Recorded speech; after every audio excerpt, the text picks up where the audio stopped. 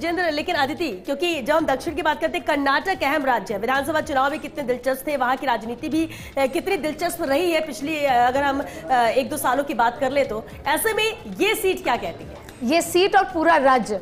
और मैंने योगेश जी आपके साथ रिपोर्टिंग की है कर्नाटक में। मैं इस बार 7 दिन लगभग कर्नाटक रहकर आई हूँ।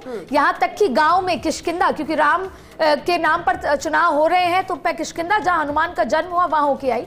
बात करते हैं इस सीट के साथ साथ इस कर्नाटक के पूरे राज्य की।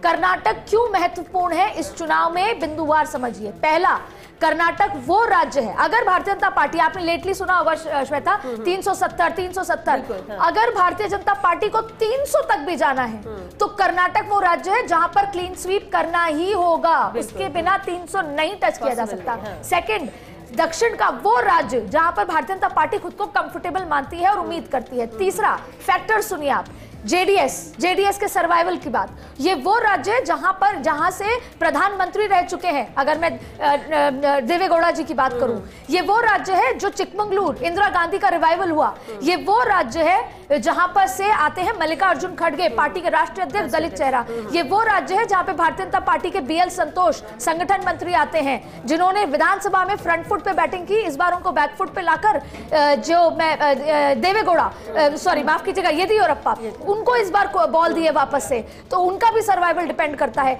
इसके साथ साथ जो अर्बन वोटर है, और सबसे बड़ी बात, जो 2.5 साल का जो अग्रीमेंट है बिटवीन कांग्रेस के नेताओं के बीच में कि 2.5 साल सीएम 2.5 साल सीएम, तो श्वेता, अगर यहां पर कांग्रेस ने अच्छा प्रदर्शन नहीं किया तो आप देखिएगा अंदर खाने जो फूट है वो आपको बड़ी होती हुई नजर आएगी। और इसके साथ साथ सबसे महत्वपूर्ण बात क्या है, कर्नाटक में सबसे महत्वपूर्ण बात है जाति पर चुनाव होगा, राष्ट्र मुद्दों पर। जो युवा है और जो अर्बन इलाका है वो भाजपा को सपोर्ट करता है, और जो गांव का इलाका है वो कांग्रेस को सपोर्ट करता है। जयती, एक खास बात और है, एचडी कुमारस्वामी पूर्व सीएम है, और ये जो मैसूर की पट्टी है जो बेंगलोर से मैसूर की तरफ जाती है, उसके बीच में मांड्या पड़ता है। और दर्शकों को मैं ये भी बता दूं कि अगर शोले फिल्म देखी किसी ने, सभी ने देखी होगी, तो जो रामनगर था शोले में, वो रामनगर इसी लोकसभा सीट के अंदर आता है जहां पर पूरी शोले की पिक्चर बनी थी। और ये देवेगौड़ा परिवार का गढ़ है ये पूरा इलाका, मांड्या कह लें, रामनगर कह लें, मैसूर का रीजन जो सिद्धरामैया का गढ़ है, जहाँ सिद्धरामैया के लिए भी बड़ी चुनौती है।